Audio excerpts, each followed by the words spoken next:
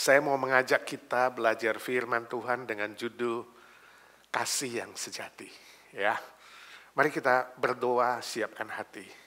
Bapa di sorga, kami akan belajar firman-Mu dalam konteks orang-orang merayakan hari cinta kasih, dunia ini merayakan hari cinta kasih, kami mau memikirkan cinta kasih-Mu Tuhan. Siapkan hati pikiran kami, supaya kami mengerti firman-Mu dan bisa melakukan firman-Mu. Dan Tuhan urapi hamba-Mu yang menjelaskan firman-Mu, pakai dia menjadi alat di tangan-Mu, juga putri yang menerjemahkan, supaya sungguh-sungguh kami bertumbuh di dalam cinta kasih-Mu. Dalam nama Tuhan Yesus kami berdoa dan memohon berkat Tuhan. Amin.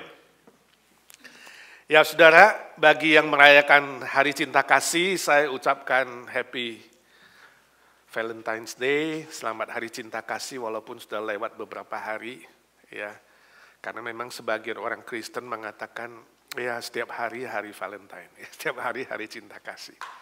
Tapi dalam konteks itu saya ingin mengajak kita belajar firman Tuhan dari 1 Yohanes 4 ayat 10 sampai 12. Kasih yang sejati. Ya. 1 Yohanes 4 ayat 10 sampai 12 kita akan membaca bersama-sama firman Tuhan ini. 1, 2, 3. Inilah kasih itu. Bukan kita yang telah mengasihi Allah, tetapi Allah yang telah mengasihi kita. Dan yang telah mengutus anaknya sebagai pendamaian bagi dosa-dosa kita. Saudara-saudaraku yang kekasih, jikalau Allah sedemikian mengasihi kita, maka haruslah kita juga saling mengasihi.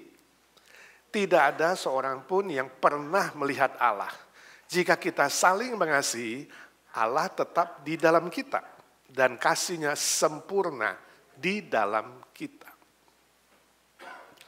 Suatu kali ada seorang suami yang harus bertugas keluar kota beberapa hari. Setelah dia tugas kerja keluar kota, dia kembali ke rumahnya, istrinya berkata, Mas, anjingmu itu ya, yang bernama Dodo, dia begitu setia. Kamu tidak di rumah 3 hari, dia menunggu kamu di depan pintu. Lalu suaminya mengatakan, wow hebat sekali si Dodol itu. Dia punya cinta yang sejati. Tapi istriku, izinkan aku tanya, apakah kamu punya cinta yang sejati seperti dia? Lalu istrinya berkata, jangan khawatir Mas, kalau kamu keluar rumah 1 malam saja tidak pulang, dan aku tidak tahu kamu kemana, aku akan tunggu kamu di depan pintu dengan palang pintu. Ini guyon ya, saya nggak tahu bagaimana kalau suamimu atau istrimu tidak pulang dan kamu tidak tahu dia kemana. Kamu mengatakan, awas lu kalau pulang ya, gue tunggu dengan palang pintu. Atau kamu bilang, syukurlah mudah-mudahan hilang dan tak pernah kembali lagi. Mana di antara kedua hal itu? Saudara, zaman ini hubungan antar suami istri, ya, hubungan relasi cinta kasih, semakin rapuh, semakin retak, dan tidak jarang menuju kehancuran. Saya membaca statistik di Amerika, American Psychological Association punya statistik.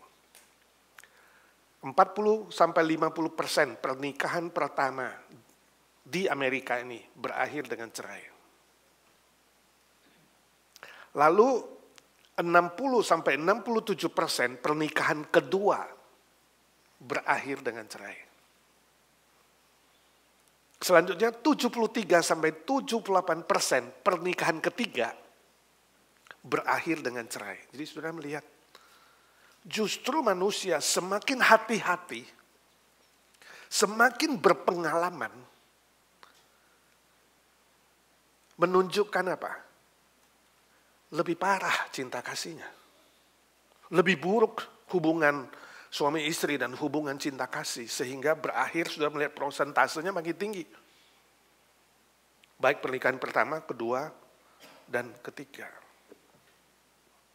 Itu sebabnya hari ini banyak manusia berhati-hati sekali dengan menikah, takut-takut sampai saudara, angka rata-rata pernikahan di Amerika, sudah tahu umur berapa? Usia rata-rata pernikahan di Amerika itu 50 tahun. Jadi jangan heran kalau saudara lihat pengantin baru itu 50 tahun, 55 tahun. Ya. Karena takutnya menikah dan waspada, berhati-hati sampai tingkat pernikahan itu terancam. Amerika juga mengatakan angka statistik 75% anak-anak di Amerika hidup dengan satu orang tua. Kasihan. 75% anak-anak.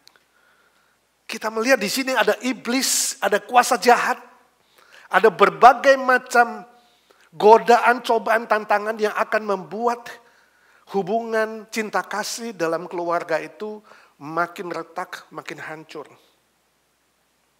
Pertanyaan kita adalah, masih relevankah kita bicara kasih yang sejati? Apakah sungguh-sungguh masih ada kasih yang sejati itu masih ada nggak sih di bumi ini? Cocok nggak? Relevan nggak? Ada mengenaknya nggak kalau hari ini kita bicara kasih yang sejati? Saya yakin tetap ada sebab firman Tuhan itu tidak berubah dulu, sekarang, dan selamanya. Tetap relevan, firman Tuhan tetap relevan bagi semua generasi. Termasuk Gen Z hari ini, yang kemudian akan diikuti Alpha, Beta, Gamma, dan seterusnya. Firman Tuhan tidak pernah usang dan tetap relevan. Sebab itu dari teks yang kita baca tadi, 1 Yohanes pasal 4, ayat 10-12, kita akan belajar. Minimal ada 3 kebenaran penting dalam kasih yang sejati. Yang pertama, wujud kasih yang sejati itu adalah inkarnasi Yesus Kristus. Ayat ke-10. Begitu besar kasih Bapa kepada kita sampai dia mengutus anaknya Yesus Kristus turun ke dunia ini menjadi jalan pendamaian. Itu sebuah kasih yang konkret. Kasih yang sejati itu bukan teori tapi konkret dan ditunjukkan oleh Yesus Kristus dalam dunia ini.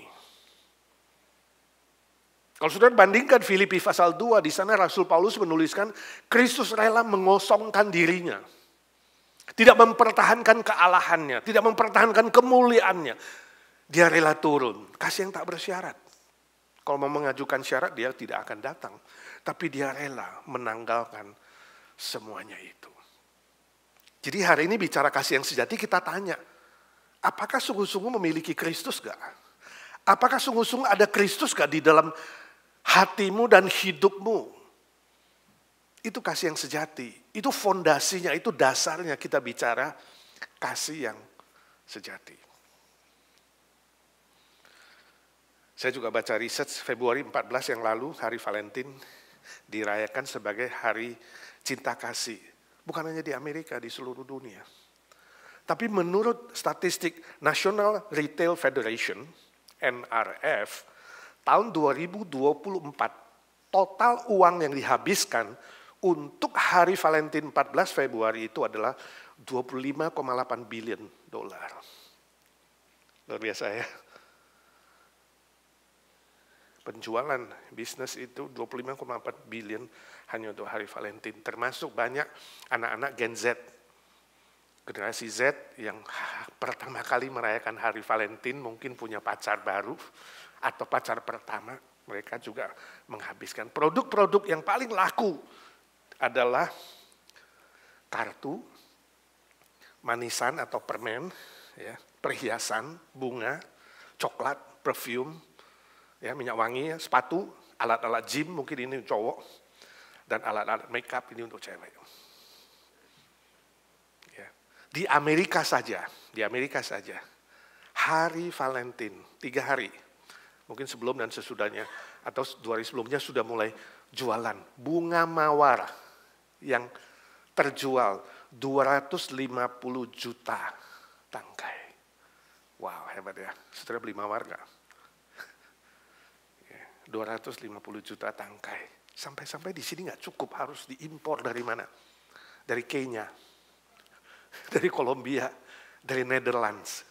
Ini bisnis Valentine hari ini?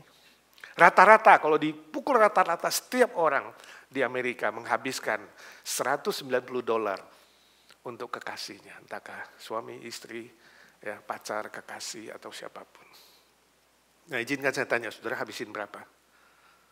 Valentine. Halo, zero? Yang terbanyak adalah menghabiskan uang usia 25 sampai 34. Nah, ini hari ini sudah rata-rata di atas 34. Jangan-jangan nggak spend $1 pun. Bagaimana dengan saudara?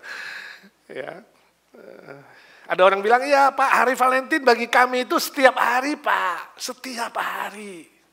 Setiap hari itu hari cinta kasih. Ya bagus sih setiap hari merayakan. Tapi ingat, itu juga bisa alasan ya. Lama-lama jadi biasa, betul nggak? Kita luar biasa, tapi nggak jadi biasa. Jadi nggak ada sesuatu yang spesial, khususnya untuk kekasihmu. Saya yakin yang wanita, yang istri, ya, pasti pengen dapat sesuatu yang spesial kan? Setuju nggak ibu-ibu? Cengengesan doang.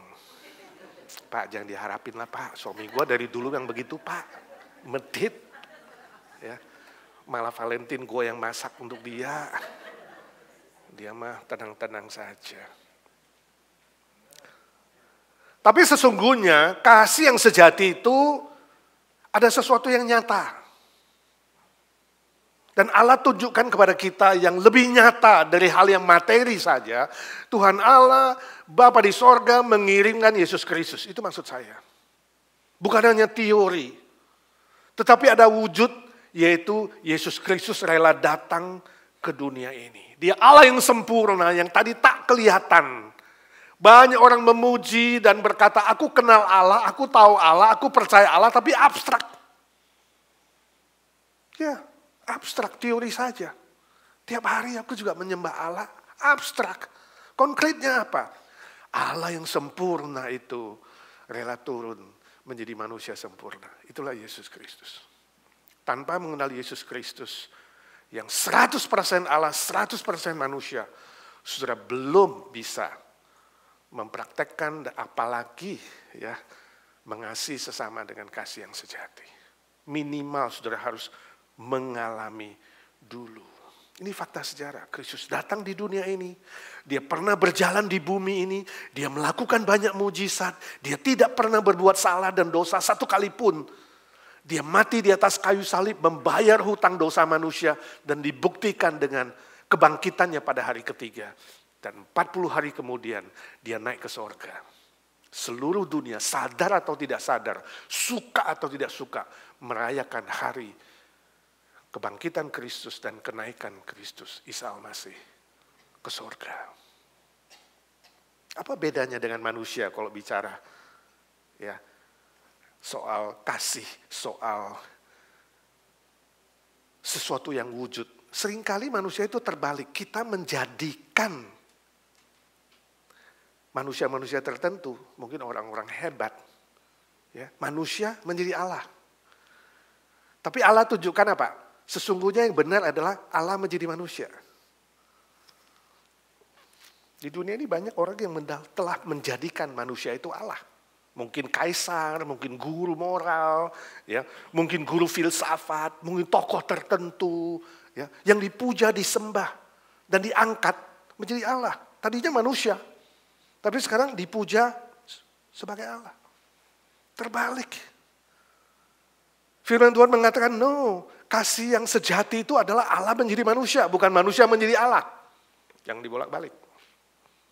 Itu sebabnya izinkan saya bertanya, apakah hari ini saudara rindu memiliki kasih yang sejati? Kalau ya, tidak ada cara lain. Saudara harus mengalami Kristus, harus menerima Kristus, harus beriman kepada Yesus Kristus yang telah rela datang dari sorga ke dunia ini. Kasih yang besar, kasih yang ajaib itu adalah kasih yang datang dari sorga.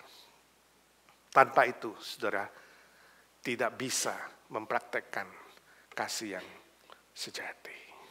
Tanpa kasih Kristus, tidak mungkin juga manusia mengasihi dengan kasih sejati di dalam keluarganya. Hubungan suami istri, orang tua, anak, dan lain-lain.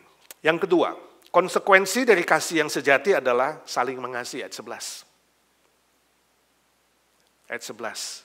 Ya, firman Tuhan mengatakan karena Allah demikian mengasihi kita dan sudah mengasihi kita di dalam Kristus, maka kita pun haruslah. Sebuah perintah, haruslah kita juga saling mengasihi. Artinya apa? Artinya bukti. Bukti dari seorang manusia yang mengatakan, aku mengalami kasih Kristus, aku punya kasih dari Tuhan, dan aku mengasihi Tuhan. Buktinya apa? Saling mengasihi orang lain. Firman Tuhan mengatakan, jangan kamu klaim dan katakan di mulutmu, aku mengasihimu Tuhan. 1 Yohanes pasal 4. Bahkan ada lagunya.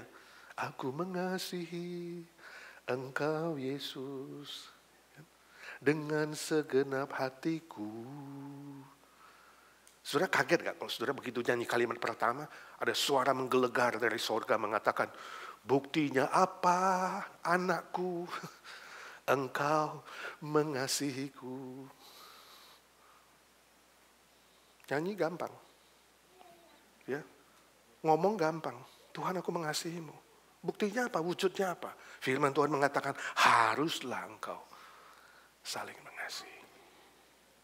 Ketika engkau belum bisa mengasihi istrimu, suamimu, orang tuamu, anakmu, saudaramu, sesama teman, rekan kerja dan orang lain, bahkan orang yang tidak pantas untuk dikasihi, jangan cepat-cepat mengatakan, Tuhan, aku mengasihimu segenap hati. Itu gombal. Kira-kira begitu makna dari sini. Konsekuensi logis yang sungguh-sungguh masuk akal. Konsekuensi natural yang sungguh-sungguh sejati dari orang yang mengasihi Tuhan. Yang sudah mengalami kasih Kristus. Dia harus saling mengasihi. Mengasihi seperti Kristus mengasihi. Kalau Tuhan bilang soal pantas-pantasan, kita pun gak pantas. Saudara dan saya gak pantas untuk dikasih. Tapi Kristus lebih dulu mengasihi kita. Amin. Saya baca sebuah kesaksian. Bill Havens itu adalah atlet pendayung Amerika yang sangat terkenal. Tahun 1924 dia diutus bertanding di Olimpiade di Paris. Pada hari dia harus bertanding, dia dapat kabar istrinya harus melahirkan dan tidak ada yang menemani. Dia harus memilih pulang menemani istri atau ikut tanding Olimpiade mewakili Amerika. Kalau saudara pilih mana? Gak gampang ya. Dia pilih tidak ikut tanding. Dia pulang, temani istrinya melahirkan. Anaknya Frank lahir dengan selamat. Dia memilih mengutamakan keluarga, bukan karir, bukan sesuatu yang bersifat sementara. Anaknya Frank bertumbuh dewasa, kemudian anaknya juga akhirnya jadi atlet pendayung, dan tahun 1952, jadi kira-kira berapa tahun setelah itu, 52, ya, 28 tahun, 27 tahun. Anaknya juga diutus. Wakil Amerika di Olimpiade, ya, di Helsinki, Finlandia, dayung 10.000 meter. Dan dia juara 1 medali emas. Satu-satunya atlet Amerika yang dapat emas. Hari itu. Dia langsung telegram papanya. Dia bilang, Papa, terima kasih ya karena hari itu kamu telah menunggu aku lahir menemani mama. Dan hari ini aku dapat medali emas. Sebenarnya itu adalah emas yang harus kamu dapatkan hari itu. Aku bawa pulang untukmu, Papa. Salam kasih, Frank. Luar biasa ya. Ini sebuah contoh bahwa kehadiran seorang suami bagi istri itu sangat-sangat penting. Kehadiran seorang ayah berdampak sangat besar kepada anaknya. Ya, ini yang perlu saudara dan saya belajar bersama-sama. Lebih mengutamakan keluarga. Karena keluarga lebih berharga dari karirmu, bisnismu, usahamu, hobimu, pekerjaanmu, ya, jabatanmu, prestasimu, popularitasmu, dan apapun yang bisa kamu capai di dunia ini. Ingat, kasih dalam keluarga jauh lebih berharga dan lebih penting. Jangan kamu bela mati-matian pekerjaanmu, uangmu, hartamu, namamu. Ingat, suatu hari kalau kamu sakit masuk rumah sakit, bukan bosmu yang mengunjungi kamu, bukan. Bukan rekan kerjamu, rekan bisnismu di kantor menemani kamu di tepi ranjangmu, bukan. Tapi istrimu, suamimu, dan anakmu. Orang yang paling dekat dengan saudara. Presiden Amerika, mantan presiden Theodore Roosevelt, dia berkata demikian, aku lebih suka melewatkan waktu luangku bersama dengan keluargaku daripada dengan petinggi-petinggi di dunia manapun. Jadi kalau undangan petinggi, di luar itu dia lebih menolak, dia menerima persekutuan, keakraban, relasi dengan keluarga. Saudaraku, keluarga Kristen adalah sebuah kisah kasih yang sejati, yang telah dimulai oleh Tuhan, diprakarsai oleh Tuhan, dan didasari oleh kasih Kristus yang sejati. Saudara harus membelanya, mempertahankannya, sebab dibangun di atas Allah Tritunggal, Bapa, Putra, dan Roh Kudus. Kasihi keluargamu, itu adalah bukti engkau sungguh mengasihi Tuhan dan mengasihi sesama. Yang ketiga, buah dari kasih yang sejati adalah kehadiran Allah. Ayat ke-12. Ayat ke-12. Tidak ada seorang pun yang pernah melihat Allah. Yesus sudah naik ke sorga. Tapi ketika kita saling mengasihi, maka Allah ada di dalam kita. Di tengah-tengah kita. Kehadiran Allah itu dibuktikan dengan ketika kita saling mengasihi. Itu adalah buah. Buah dari kasih yang sejati itu adalah Allah menyertai, dia hadir. Hadir. Kristus hadir, Roh Kudus hadir, Bapa hadir bersama-sama dengan kita di dalam semua aspek hidup kita. Ya, ini kesaksian yang sungguh-sungguh memuliakan Bapa di sorga. Ketika dunia lihat, wow, di tengah-tengah kalian itu ada Allah. Bayangkan kalau orang bilang, wow, saya ke IGNC, saya merasakan kehadiran Allah. Wow, saya mengunjungi rumahnya si A, saya merasakan ada kehadiran Allah. Wow, saya berbicara dengan si A, si B, saya merasakan kehadiran Allah. Temanmu bangga dengan kamu di kantor mengatakan, wow, saya senang bicara dengan kamu. Rasanya itu ada kekuatan dari sorga. Itu kehadiran Allah, saudara. Itu hidup yang memuliakan Tuhan dan menjadi berkat bagi sesama. Itu yang Yesus katakan di dalam Matius 5 ayat 16. Hendaklah terangmu bercahaya. Terang gak bisa disimpan di bawah gantang atau di bawah kolong ranjang. Tapi terangmu bercahaya di depan semua orang. Apa maksudnya terangmu bercahaya? Lalu dijelaskan supaya orang mengalami dan melihat perbuatan baikmu. Ini kesaksian. Ketika engkau mengasihi sesama dengan berbuat baik, di situ hidupmu bercahaya, saudaraku. Di situ keluargamu bercahaya, saudaraku, dan orang mengalami kehadiran Tuhan di dalam hidup saudara. Saya baca sebuah ringkasan cerita dalam buku Winning God's Way. Buku itu ditulis oleh Lauren Cunningham and Janice Rogers. Dalam buku itu dijelaskan ada seorang yang bernama Enrico, dia orang Itali. Dia pertama kali mendengarkan Injil Kristus, kemudian dia menerima Tuhan Yesus menjadi juru selamatnya. Hatinya begitu berkobar setelah dia percaya kepada Tuhan Yesus. Dia senang, dia katakan, Tuhan kalau boleh saya bisa berbuat sesuatu untuk orang lain. Selama ini aku hidup untuk diriku saja. Suatu hari, ya, dia itu pemilik sebuah dia kontraktor pemilik sebuah perusahaan kayu yang cukup besar. Ya, bisnis kayu. Jadi suatu malam dia keluar jalan-jalan di tempat kerjanya yang banyak kayu itu. Dia melihat, loh kok ada 2 orang asing masuk ke tempatnya dan mencuri kayu. Mereka mulai mengangkut kayu-kayunya masukin ke truk. Dia gak tahu siapa itu. Wah, ini maling ini. Lalu dia deketin mereka. Dia mulai membantu kedua orang itu ngangkut juga kayu ke truk. Orang itu heran, ini siapa ini? Kita dapat satu kawan nih bantuan maling ketiga. Lalu dia tanya kepada kedua maling itu, ini kayu-kayu untuk apa? Oh, ini nanti kami jual, ini harganya lumayan. Dia bilang, oh jangan, kalau ini agak murah. Ini mau kayu yang lebih bagus, itu tuh. Dia tunjukkan kayu yang lebih mahal. Bantu mereka naikin truk sampai penuh. Sebelum pergi, temannya yang berdua itu berkata, temanku kamu paling maling profesional. Baru hari ini kami ketemu. You tahu mana yang lebih mahal.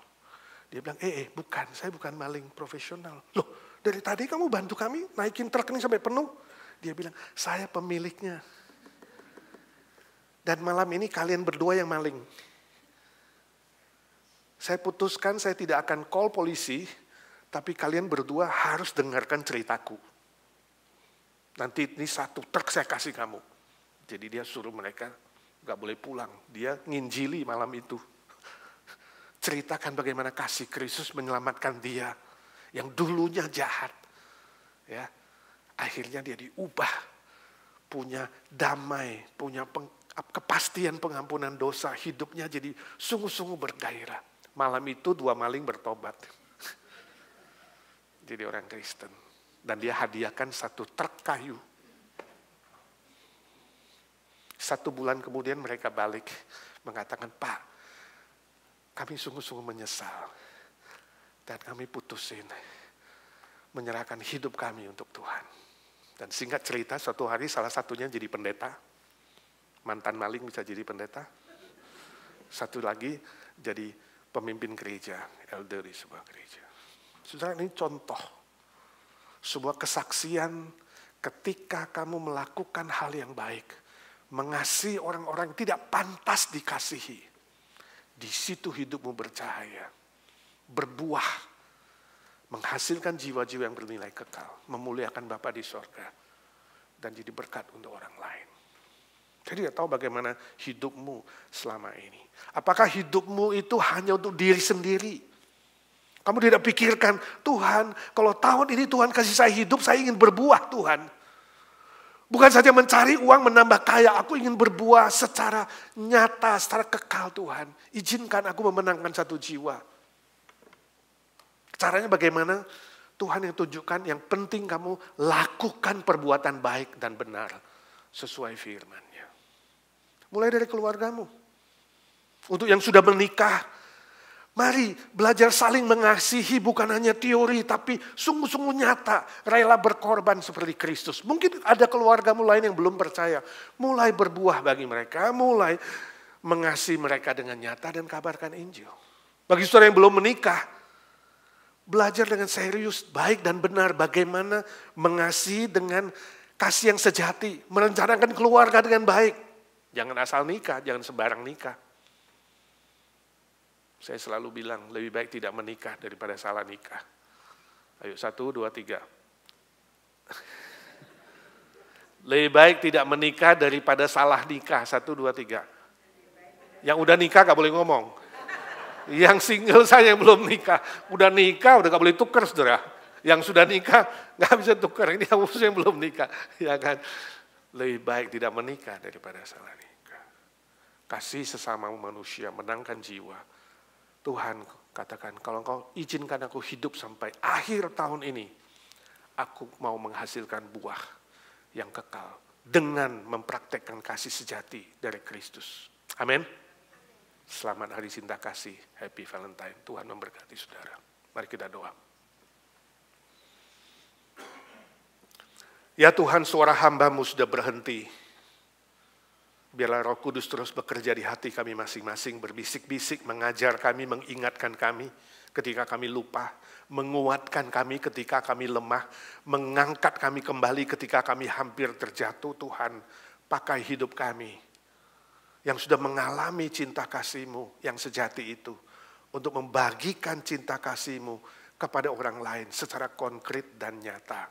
Kalau di antara kami ada yang belum sungguh-sungguh menerima Kristus, belum sungguh-sungguh mengalami kasih sejati dari Kristus, belum ada kepastian keselamatan, hamba-Mu berdoa dalam nama Tuhan Yesus, curahkan iman itu ya Tuhan, anugerah keselamatan itu.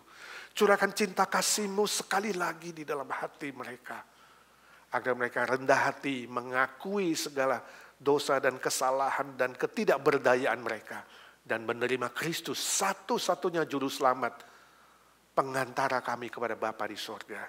Satu-satunya jalan ke sorga, satu-satunya kebenaran, kebangkitan, dan hidup selama-lamanya. Ini doa kami. Dalam nama Tuhan Yesus Kristus, Juru Selamat kami, Tuhan segala Tuhan, Allah segala Allah, Raja segala Raja yang hidup selama-lamanya. Amin.